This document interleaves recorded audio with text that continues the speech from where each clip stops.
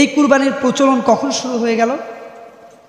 আমার বন্ধুগণ, আমার ভাইয়েরা, আল্লাহ রাব্বুল আলামিন আমার আদি পিতা আদম আলাইহিস সালাতু ওয়াস সালাম, আমার আদি মাতা হাওয়া আলাইহিস সালাতু ওয়াস সালামকে সৃষ্টি করলেন, জান্নাতে থাকতে দিলেন, জান্নাত থেকে দুনিয়াতে পাঠায়া দিলেন, দুনিয়াতে পাঠায়া দিলেন খলিফা হিসাবে, প্রতিনিধি হিসাবে। আল্লাহ তাআলা তার এই প্রতিনিধি খলিফার বংশ বৃদ্ধি করবেন কেমনে, আল্লাহ তাআলা সেই সিস্টেমটাও আল্লাহ তাআলা চালু করে দিলেন। বাবার পৃষ্ঠদেশ থেকে এক ফোঁটা পানি, বিন্দু নাপাক পানি বিন্দু মায়ের রেহেমের ভিতরে প্রবেশ করে সেই পানি বিন্দু নির্দিষ্ট সময় পর্যন্ত পানি বিন্দুতেই থেকে যায়। আমার বন্ধুগণ, এই পানি বিন্দু থেকে আল্লাহ তাআলা জমাট রক্ত বিন্দুতে সৃষ্টি করেন, জমাট রক্ত বিন্দু থেকে আল্লাহ তাআলা মাংসপিণ্ডের সৃষ্টি করেন, মাংসপিণ্ড থেকে আল্লাহ তাআলা আকার আকৃতি সুন্দরভাবে অবয়ব সৃষ্টি করেন। এরপরে হাড়ের সঞ্চয় করে সুন্দর নবজাতক সন্তান আল্লাহ তাআলা মানব জাতির কোলে উঠায়া দিয়েছে।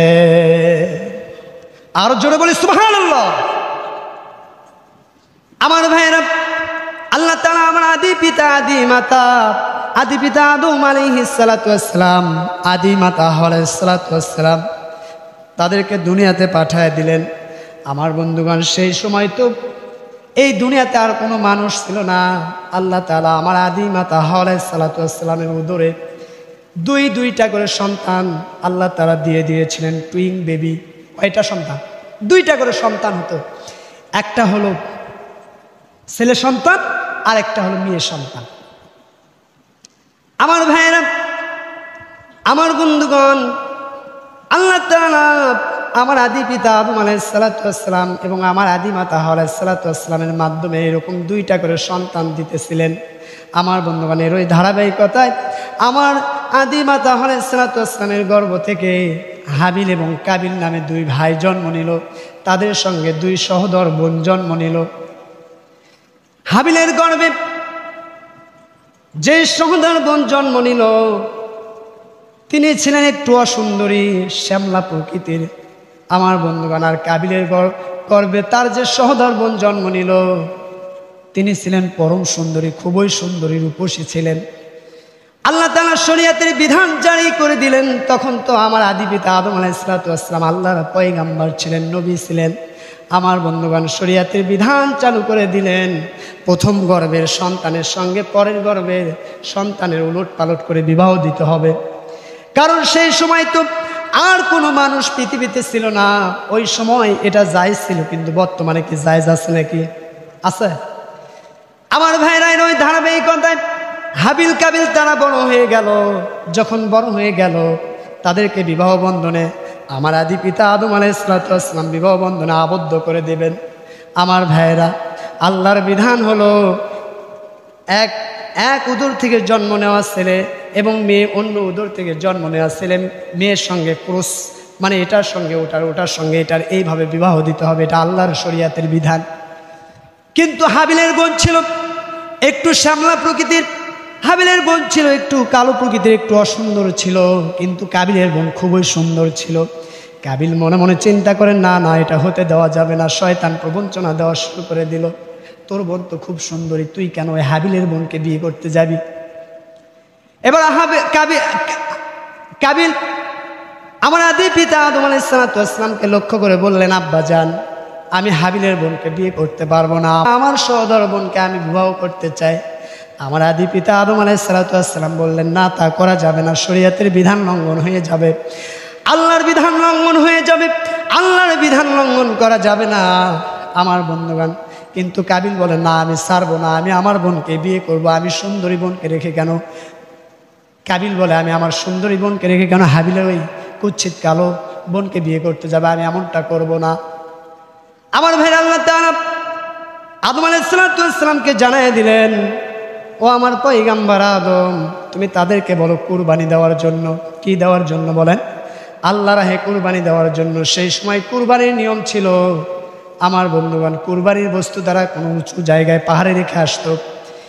যার কুরবানির বস্তু আসমান থেকে আগুন এসে ঝলসে দিত, পুড়াইয়া দিত, বুঝা হতো তার কুরবানিটা আল্লাহর দরবারে কবুল হয়ে গেছে।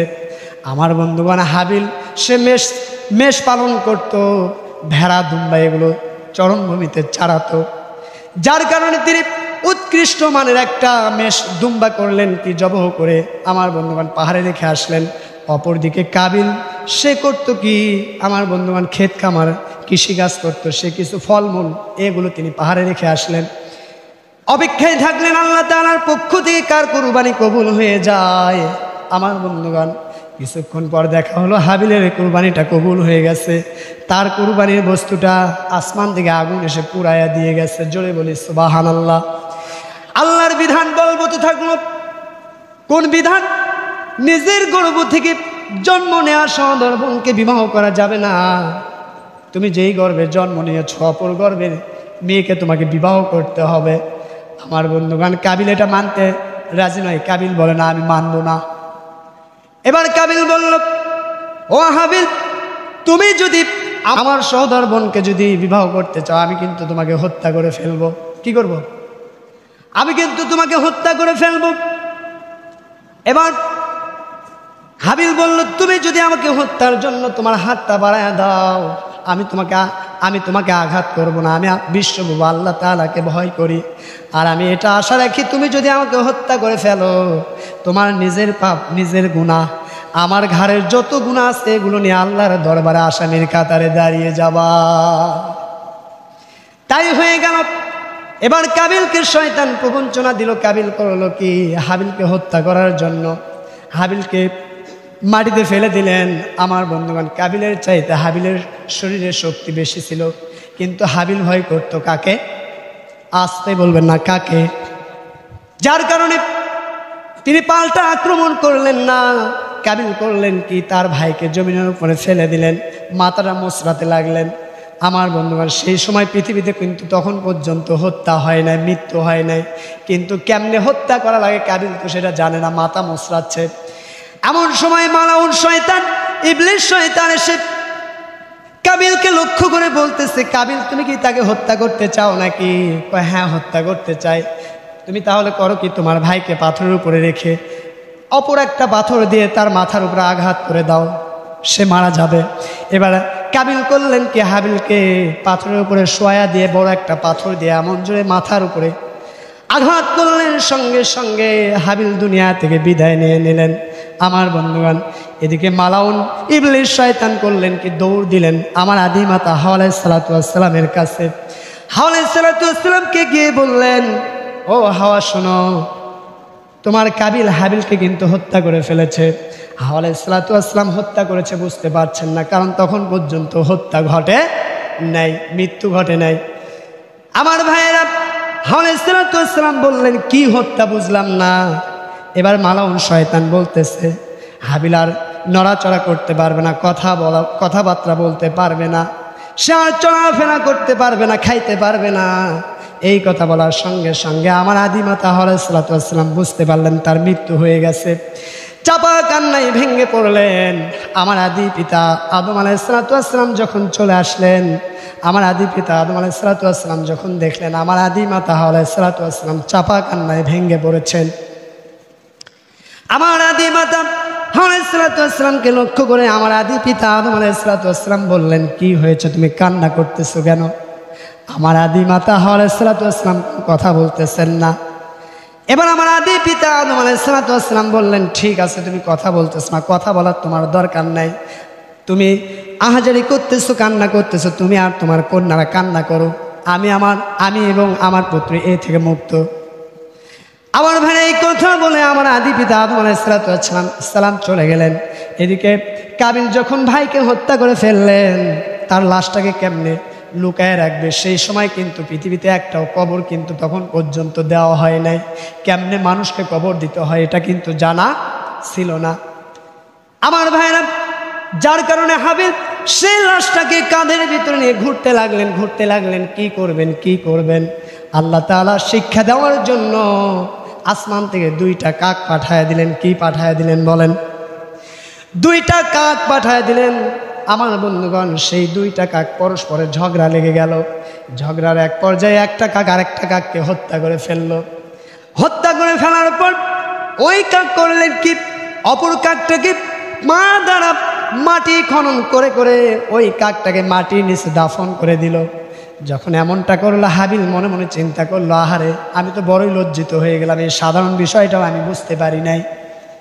আমার ভাইয়েরা, আমার বন্ধুগণ, তখন পর্যন্ত দুনিয়াতে কিন্তু একটা মার্ডারও হয় নাই, একটা হত্যা হয় নাই। কাবিল জুলুম করলো, আল্লাহর বিধানকে লঙ্ঘন করলো, যার কারণে ক্ষতিগ্রস্তদের অন্তর্ভুক্ত হয়ে গেল। ঠিক কিনা? আজকেও যারা দুনিয়াতে আল্লাহর বিধানকে লঙ্ঘন করবে, আল্লাহর হুকুমকে লঙ্ঘন করবে, তারাও ক্ষতিগ্রস্তদের অন্তর্ভুক্ত হবে কি হবে না? আরো আওয়াজ দিয়ে বলা লাগবে, হবে কি হবে না? এই জন্য আল্লাহর বিধান লঙ্ঘন করা যাবে না, আল্লাহর হুকুম লঙ্ঘন করা যাবে না। আল্লাহ যা বলেছেন সামিআনা শুনলাম, ওয়া আতানা সঙ্গে সঙ্গে মেনে নিলাম, কোনো কন্ডিশন আরোপ করা যাবে না। আমার ভাইয়েরা, আমার বন্ধুগণ, হাবিল যে হত্যা করে ফেলল, এ হাবিল হত্যা করার কারণে হাবিল প্রথম দুনিয়াতে মার্ডার করলো। কাল কিয়ামত পর্যন্ত যতগুলো মার্ডার হয়ে যাবে, প্রত্যেকটা মার্ডারে কিছু পার্সেন্টেজ হাবিল পেয়ে যাবে, কাবিল পেয়ে যাবে। কাবিল তো মার্ডার করছে, তাই না? আমার বন্ধুগণ,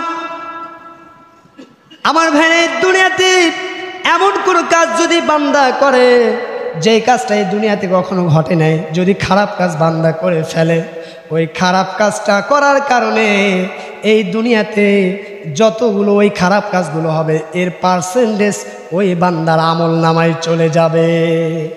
কাল কিয়ামতের দিনে সবচাইতে সমস্ত মানুষের ভিতরে কঠিন শাস্তি যাকে দেওয়া হবে তিনি হবেন কাবিল। সম্মানিত বন্ধুগণ, এখান থেকে শিক্ষা নিতে হবে। কি শিক্ষা? আল্লাহর বিধান লঙ্ঘন করা যাবে না, নিজের নফসের উপরে জুলুম করা যাবে না, শয়তানের প্রবঞ্চনায় পড়া যাবে না। সব সময় আমরা ভয় করব কাকে? আর আমার যাবতীয় যা কিছু আছে, আমার নামাজ, আমার কুরবানি, আমার অন্যান্য যত ইবাদত আছে, সব কিছু আমার জীবন মরণ কার রাস্তায় উৎসর্গ হবে? আরো জোরে বলি, কার? আমরা আমাদের সমস্ত কিছু আল্লাহ রাস্তায় উৎসর্গ করব। জোরে বলি ইনশাআল্লাহ।